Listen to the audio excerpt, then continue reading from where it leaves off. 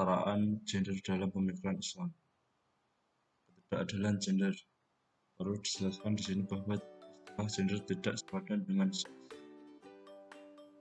Dalam transliterasi bahasa Indonesia, istilah gender sering disamakan dengan seks, sehingga melahirkan pemahaman yang agak berbeda. Padahal gender adalah sebuah konstruksi pemahaman yang sudah menjadi tradisi dalam sebuah masyarakat dengan sistem sosial dan budaya tertentu. Wanita merupakan kaum feminisme yang pada era globalisasi mempunyai peran yang tidak hanya sebagai pendamping pria atau hanya mengurus rumah tangga.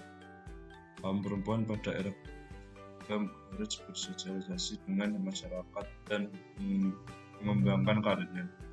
Selama ini, seorang perempuan atau istri memang lebih banyak berada di garis belakang atau sebagai panca wingking.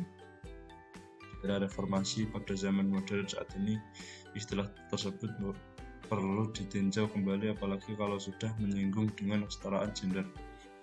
Menyinggung dengan kesetaraan gender, permasalahan perempuan tidak dapat dipisahkan dari persoalan ideologi, struktur, dan kultur. Ketiganya saling terkait, mengukuhkan suatu situasi yang sangat tidak menguntungkan bagi perempuan. Ideologi patriarkal bersama ideologi gender pada posisi marginal. Ketertinggalan perempuan mencerminkan masih adanya ketidakadilan dan ketidaksetaraan antara laki-laki dan perempuan di Indonesia. Hal ini dapat terlihat dari gambaran kondisi perempuan di Indonesia. Sesungguhnya perbedaan gender dengan pemilahan sifat, peran, dan posisi tidak menjadi masalah sepanjang tidak melahirkan ketidakadilan. Namun pada kenyataannya perbedaan melahirkan berbagai gender telah ketidakadilan, bukan saja bagi kaum perempuan, tapi juga bagi kaum laki-laki. Berbagai perbedaan peran, fungsi, dan tugas serta tanggung jawab antara laki-laki dan perempuan, baik secara langsung maupun tidak langsung, dan dampak suatu peraturan perundang-undangan maupun kebijakan telah menimbulkan berbagai ketidakadilan karena telah berakar dalam adat, norma, ataupun struktur masyarakat. Gender masih diartikan oleh masyarakat sebagai perbedaan jenis kelamin. Masyarakat belum memahami bahwa gender adalah suatu konstruksi budaya tentang peran, fungsi, dan tanggung jawab sosial antara laki-laki dan perempuan. Kondisi demikian mengakibatkan kesenjangan peran sosial dan tanggung jawab sehingga terjadi diskriminasi terhadap laki-laki dan perempuan. Hanya saja bila dibandingkan, diskriminasi terhadap perempuan kurang menguntungkan jika dibandingkan laki-laki.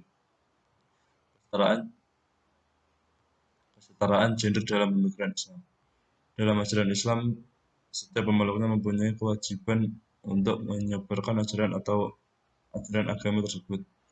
Hal ini juga tidak bergantung pada urusan gender antara laki-laki ataupun perempuan, karena dalam Islam urusan penyebaran agama atau berdakwah tidak dilihat dari pembedakan antara laki-laki ataupun perempuan seperti beramar ma'ruf nahi mungkar.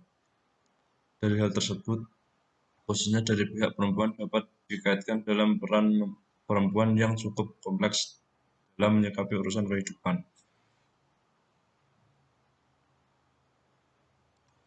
Tambah peran seorang perempuan dalam berdakwah, dapat dikatakan bahwasanya hal tersebut dapat menjadi salah satu hal positif yang berkaitan dengan penyebaran ajaran agama Islam.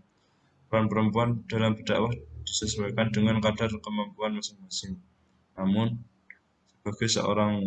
sebagai orang masih menganggap bahwa peran perempuan dalam berdakwah masih diragukan. Dari fenomena hal tersebut, peran perempuan dalam berdakwah terdapat hukum Islam masih cukup. Penelitian ini dapat diragukan karena permasalahan pada gender. Pada dasarnya hal ini dapat dibuktikan bahwa peran perempuan dalam berdakwah menurut hukum syariat Islam sangat berpengaruh khususnya dalam penyebaran ajaran agama itu sendiri. Terkait dalam Quran Surat At-Taubah ayat 71 yang artinya, dan orang-orang beriman, lelaki dan perempuan, sebagian mereka adalah menjadi penolong bagi sebagian yang lain. Mereka menyuruh mengerjakan yang makruh, mencegah dari yang mungkar, mendirikan sembahyang, menunaikan zakat, dan mereka taat kepada Allah dan Rasul-Nya. Mereka itu akan diberi rahmat oleh Allah. Sesungguhnya Allah Maha Perkasa lagi Maha Bijaksana. Dari ayat tersebut dapat menunjukkan bahwa tidak ada perbedaan antara laki-laki dan perempuan dalam kewajiban berdakwah. Kaum laki-laki maupun kaum perempuan sama-sama mempunyai tugas untuk menyeru atau mengajak kepada kebaikan dan mencegah kemungkaran. Menurut Kiai Haji M. Isya Ansori, setiap muslim adalah dai atau juru dakwah. Menjadi muslim otomatis menjadi juru dakwah, menjadi mubalik bila dan di mana saja di segala bidang dan ruang.